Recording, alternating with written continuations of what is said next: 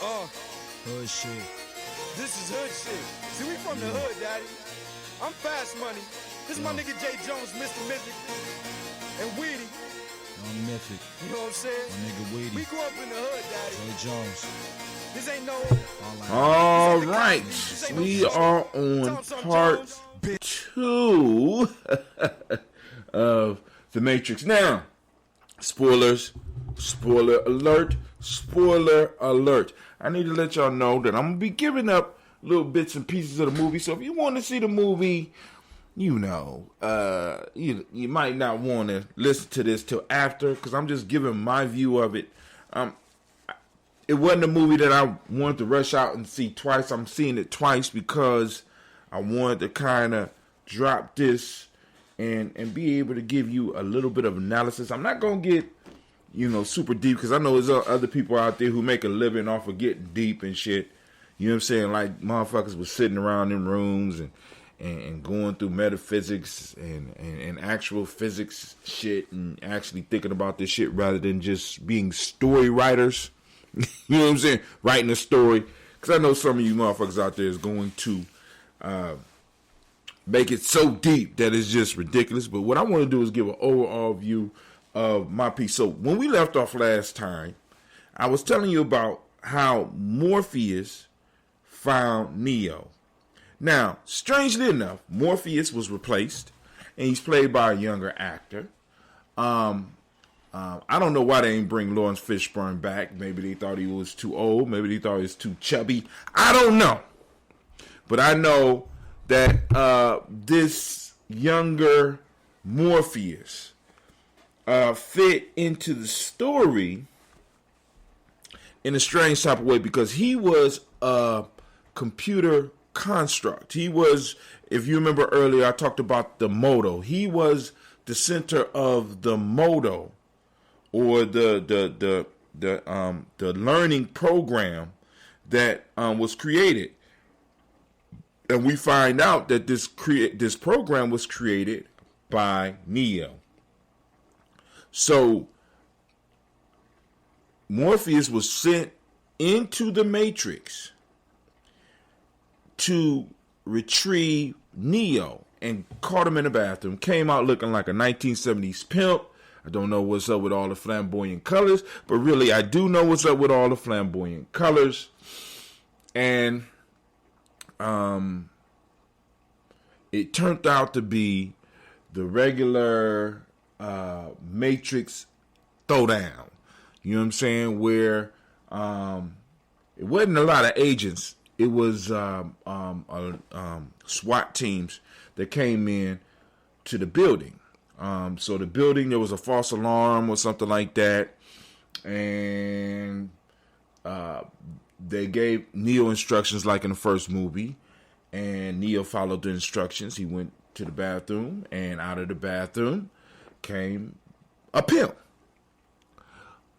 A pimp named Morpheus. And that's his name. You got to say it just like that. A pimp named Morpheus. He stepped out, looked at himself, making fun of the deepness or the gravity that Lawrence Fishburne can bring to a piece. Because those of you that, Lawrence Fishburne is a very great actor. But he kind of made fun of that. And was trying to let Neo know that they was coming to get him. He offered Neo the red pill. Now, I told you that Neo was doped up on the blue pill all the way up until this time. He had an opportunity to take the red pill, and he ran away from it. And as he ran away from it, we got the ATF or whatever is coming into the bathroom, and Morpheus makes quick work of them, and there's a giant shootout.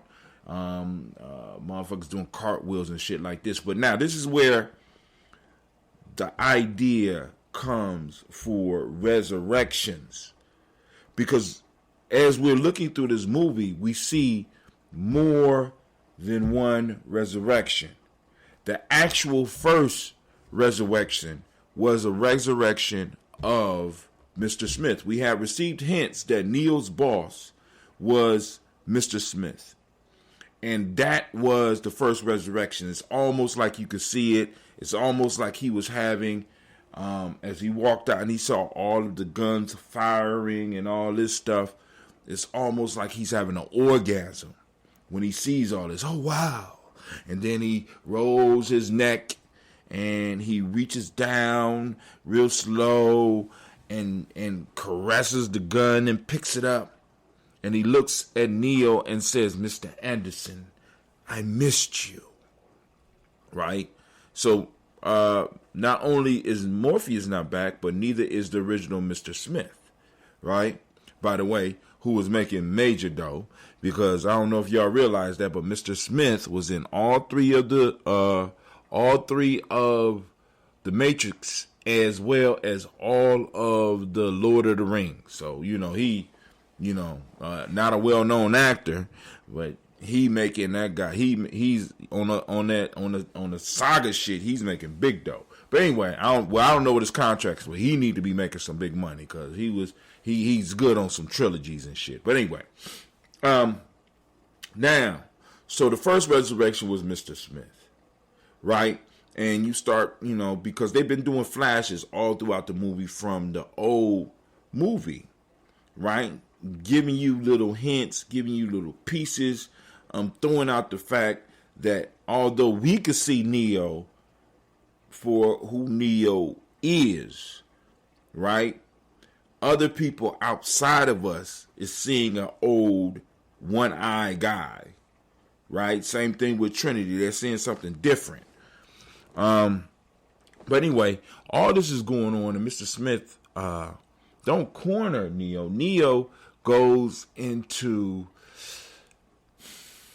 a meditation position, and he starts doing an exercise where he's trying to use his touch, his sense of touch, to bring him back in touch with reality, because he like, this shit can't be happening. So he's kind of having a panic attack. So he's feeling his pants, he's feeling his fingertips, he's brushing them up against his thing, and he sees his therapist's cat. And as he sees the therapist's cat, it switches between him being where he is, being soaking wet because the alarms went off, to him sitting in his therapist's office. But right before he gets to the therapist's office, in between somehow, there's some type of shift where Mr. Smith walks right up to him, and right before he pulls the trigger. And right when he pulls the trigger, rather than the bullet hit Neo or Mr. Anderson is sitting in his therapist's office. And his therapist is talking him down. So right here, something's up with this therapist. Dookie Howser ain't who we thought he was. He got these funny blue glasses. He got a cat that just happened to be at a massive shootout that's there to bring Neo to him. So there's something going on with this therapist, and the therapist is trying to allow Neo to process what he's feeling. All right? Processing what he's feeling. Okay? So, that's where we are right now. All right, another piece that I noticed, I had to freeze a couple of scenes. So, now, when he goes to the therapist's office, the therapist is giving him, in a sense, great advice. Many of us go to therapists. Many of us have therapists. But therapists help us adjust to the reality in which we live. Now, he informs us that Neo is a suicide survivor, an older guy. Now, if you look at the scene, there's a picture with Keanu Reeves, the Neo, that we know, that's accepting an award. But then there's another scene, real quick, but you got to stop it, where you get to see how the rest of the world is seeing him. And it's like a 60-year-old white man. On the table, you have a white rabbit. You have a red and a blue pill. Not just one or the other. The pill is red and blue. He's surrounded by friends. And then after this, he walks to the roof and tries to jump off. Okay? So now, this is going to play an important part. So we'll be back to this piece, but I wanted to discuss that piece, right? Because we're going through here on that treadmill right now, And the therapist, what triggered this? What triggered this? Trying to talk him down. See, because a lot of times, you know what I'm saying, when we go through these episodes, when we going through these changes, you know what I'm saying, that are not psychic breaks. You know what I'm saying? Some of us hit this when we are making changes in our life. We got people around us trying to talk us down, trying to help us grasp and stay in a reality that makes them comfortable. Now, I ain't talking about those of you that sometimes totally break from reality. What I'm talking about is those of you who are moving on your journey. You are pursuing your goals. I mean, very doable goals. You know what I'm saying? Your business, new relationships, new job, or writing a book, and you got those people around you who's trying to talk you to reality, because who do you think you are? That all this stuff is supposed to be happening for you. You know what I'm saying? So, in this story, what we have is the struggle that a lot of people have when it comes to making adjustments to their lives. Because many of us start becoming aware that we're not living our lives. We're living the lives that were handed to us. We're living the lives that make other people comfortable. We're living the lives that our parents want us to live. We're living the lives that our peer group wants us to live. And it's killing us. It's killing us. Many of us are caught on a treadmill. You know what I'm saying? We're caught on that hamster wheel. We're caught on that treadmill. You know what I'm saying? We're running real fast, but we're not going nowhere. Right? So, but I just want to be careful, because there is a difference between somebody caught on a treadmill and someone actually breaking from reality. Both of them got to be handled with caution, and we have to be honest enough to talk with them, but talk with them in love to help get them directed. All right? So let's keep it moving. But Morpheus, the pimp called Morpheus, is not in this scene. So we start to find out as we go a little bit deeper that Neo has been convinced that everything that happened to him was in his imagination, and he had a very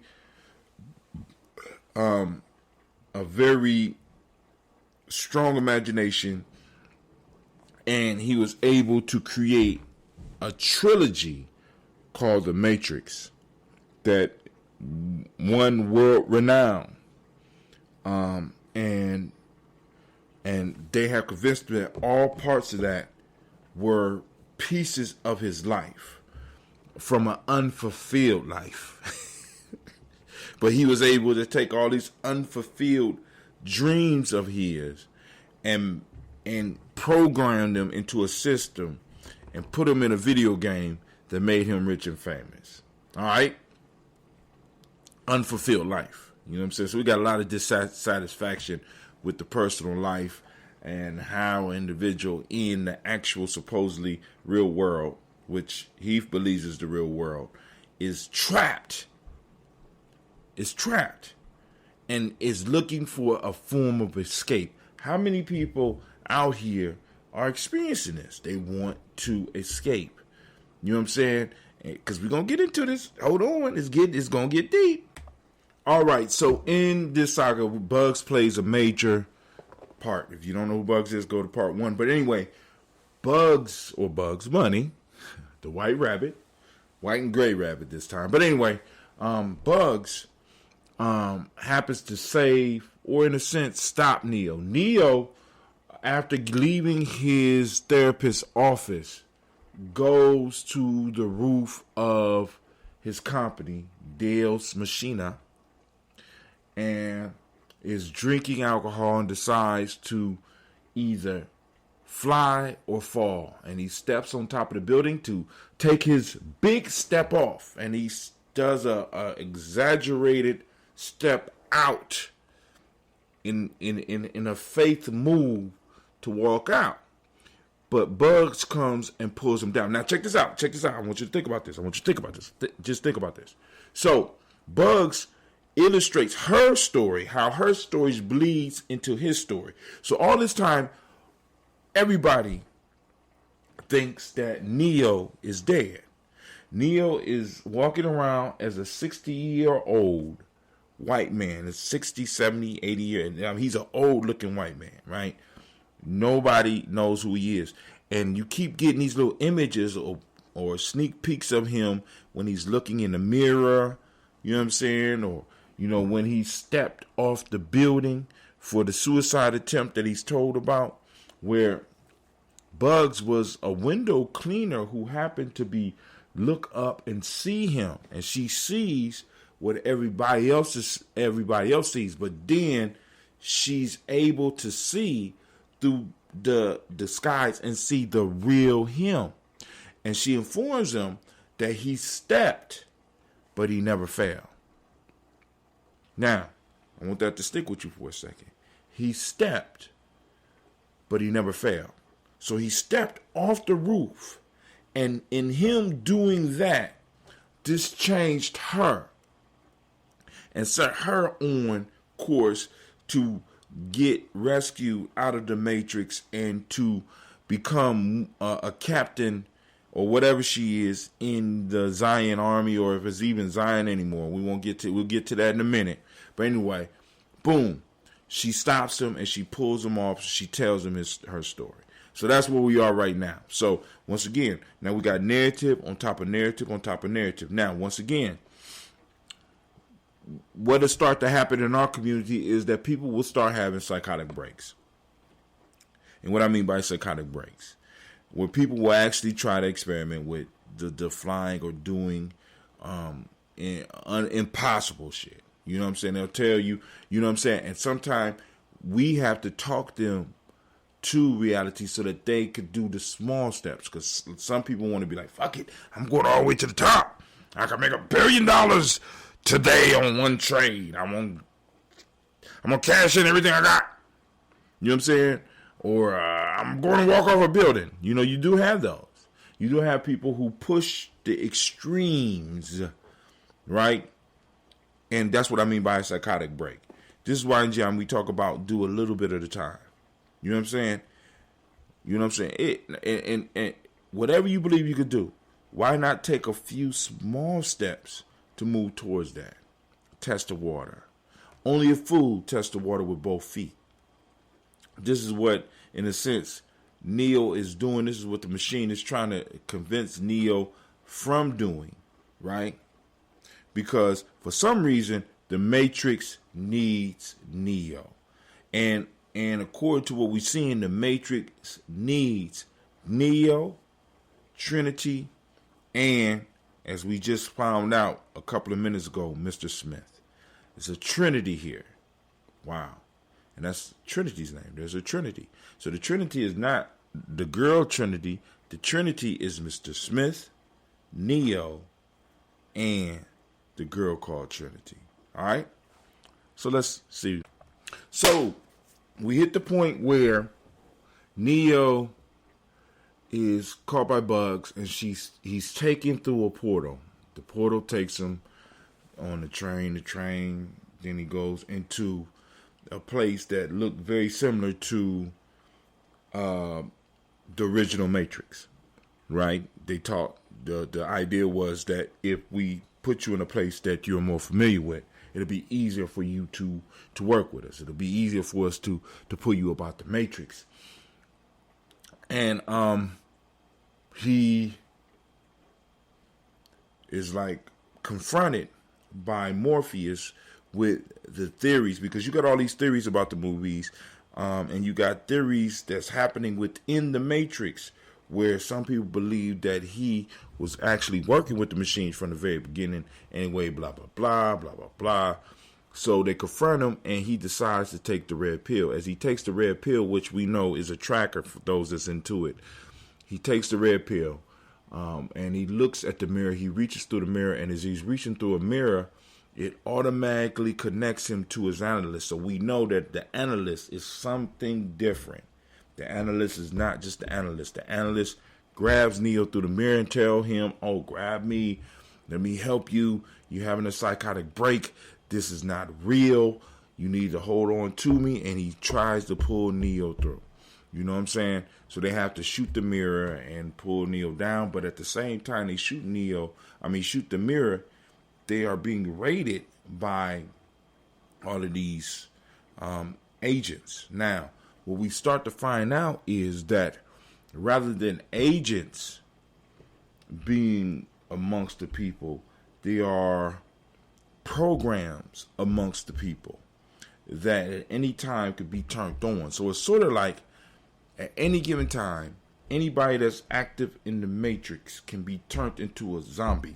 So now we're getting into the piece where we not only have similarities, you're going to see when I talk about this later, similarities between Goku and Neo and Chi-Chi and, I'm just joking about the Chi-Chi piece, but the Chi-Chi and Trinity, you know what I'm saying?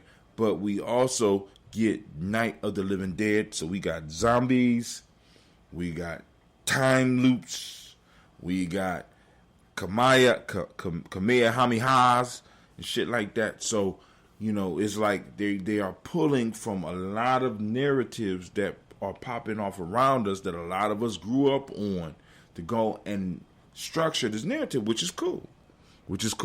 Now, but it kind of, how can I put it? I ain't even going to say it takes away. I'm not even going to say it takes away. I don't think it takes away, but it kind of makes it a little bit more challenging to stay with it, especially if, you're not just immersed. Because I'm not just immersed in the Matrix aspect, you know what I'm saying? Because once again, I'm a Doctor Who fan. I'm a Dragon Ball Z fan.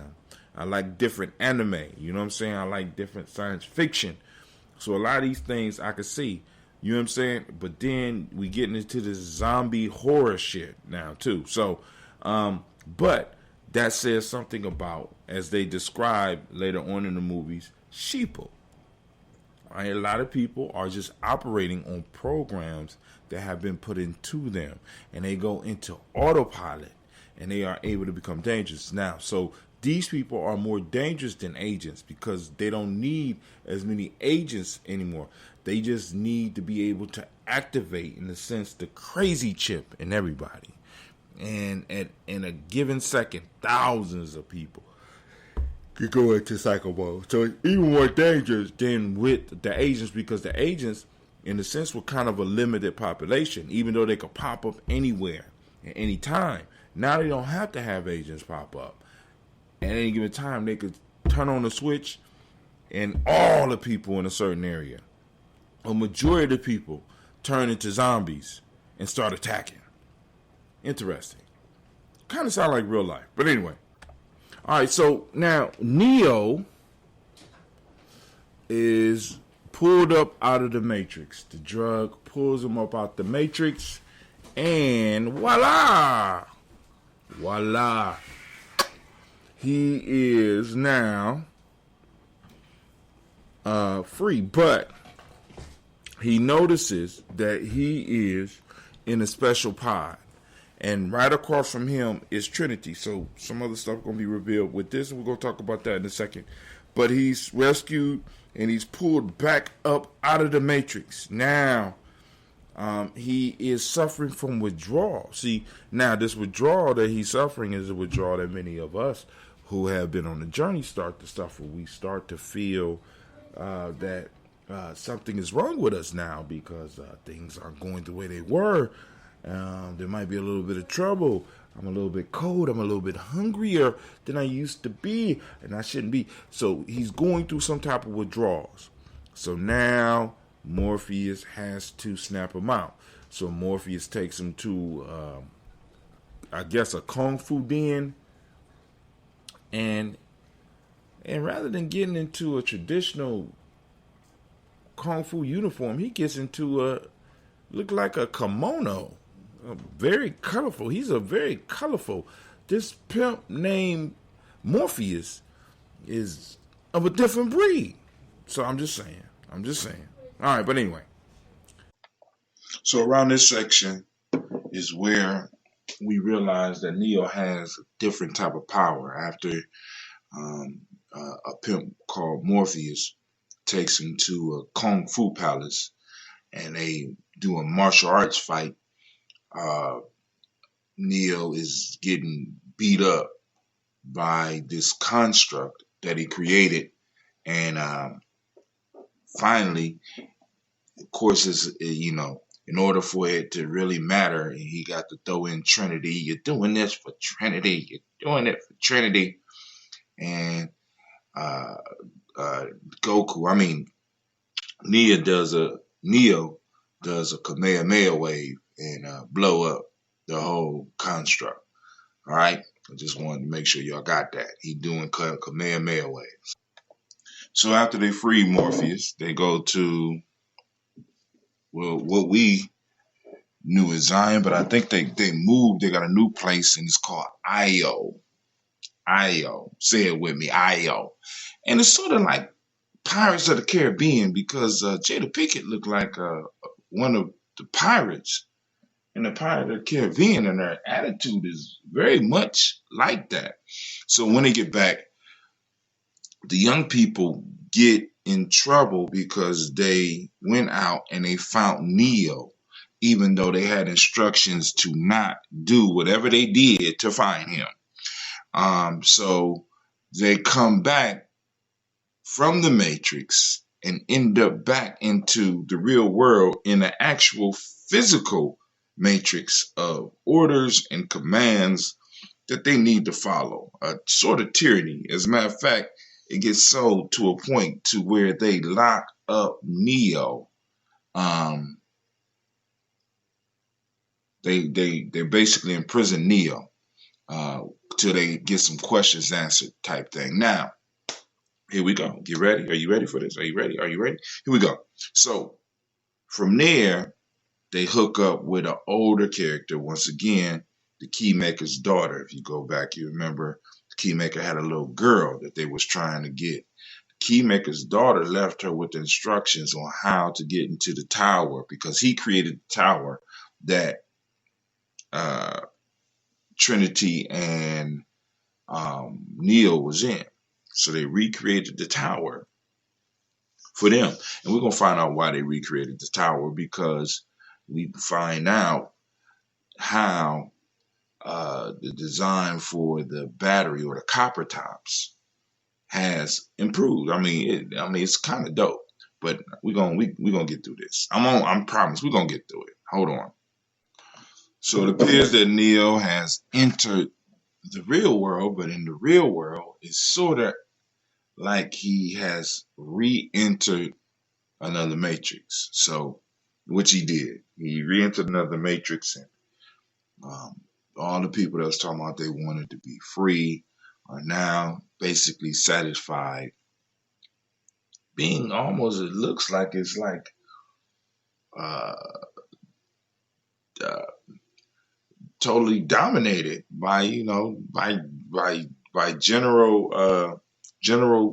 Pirate of the Caribbean, Miss Jada Pinkett or Niobe. That's the character she plays.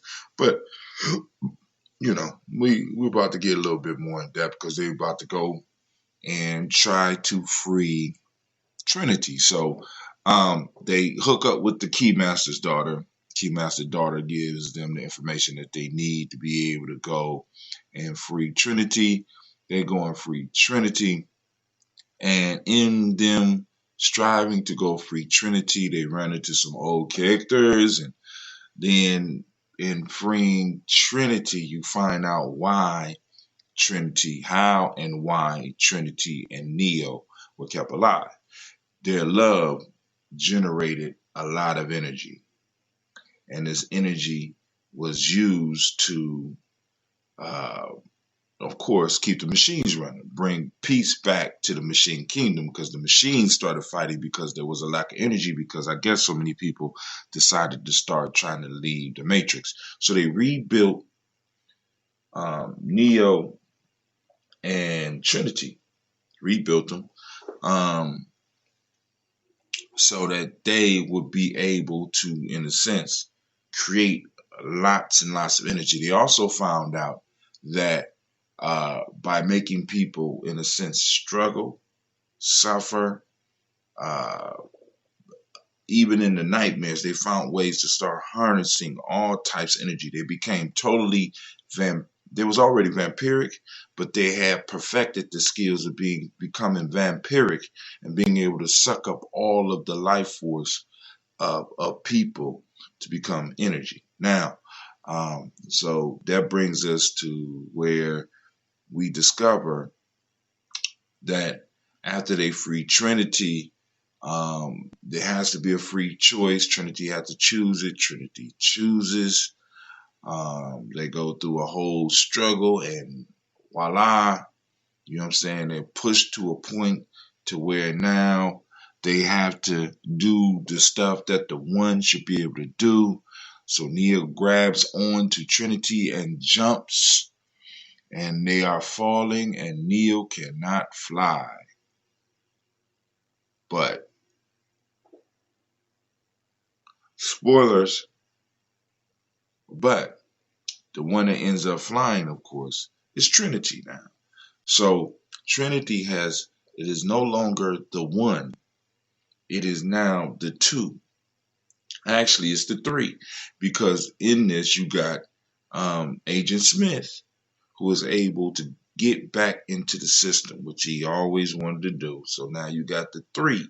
So it set it up so that there could be further action after this. All right.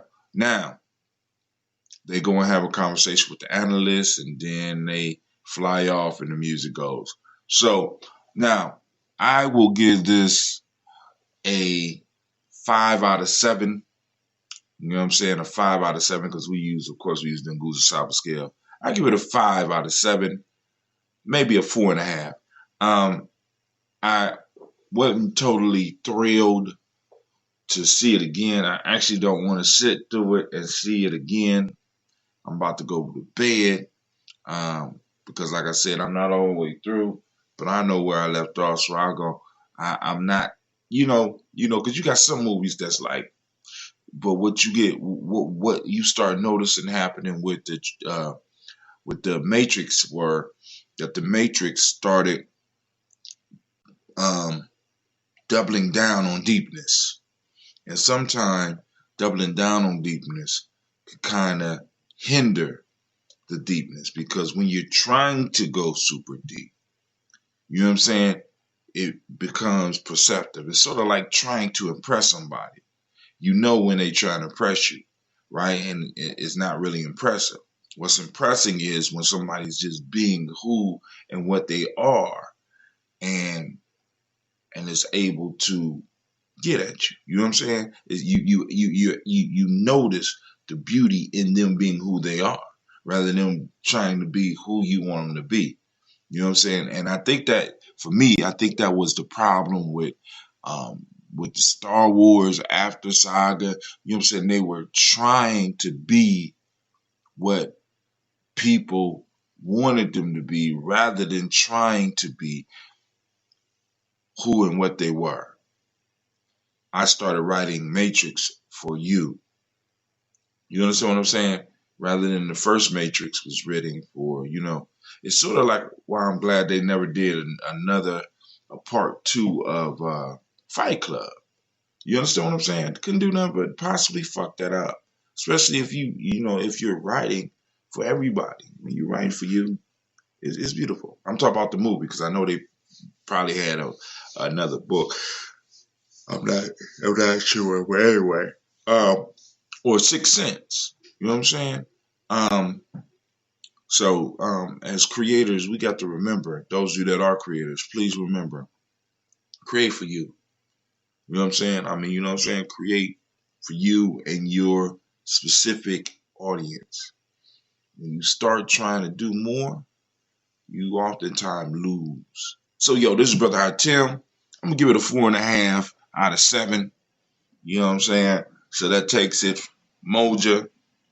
Well, actually, we're going to go backwards. Take us from Amani, Kaumba,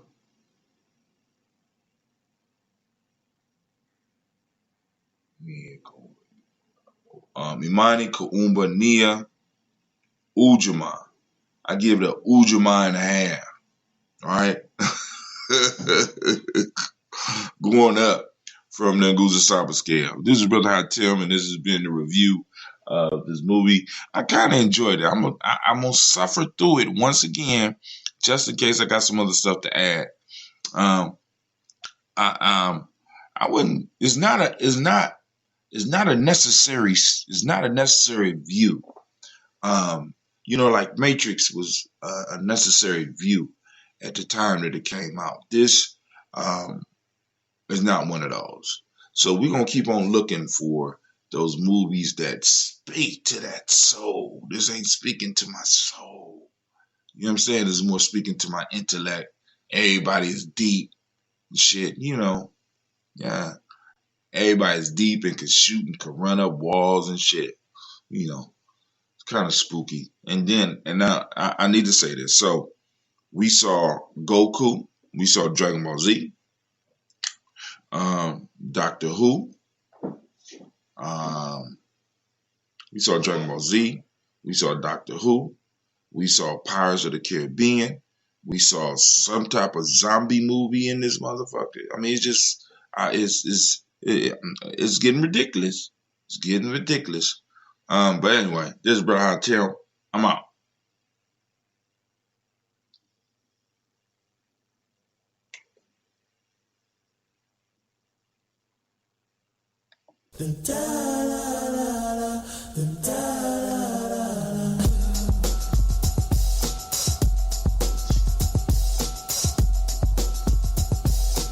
Sambo got to go.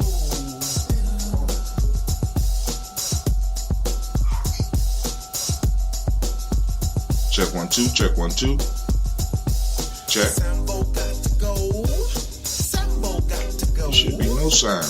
Take the sound off. Why does it sound? I don't understand. Everybody knows where they come from. Sigma Pi are not that dumb. Should be no sound. Holding back All right. they don't care. Peace. Putting trash We out. on the air. What's up? Kill them if they don't leave What us you doing? alone.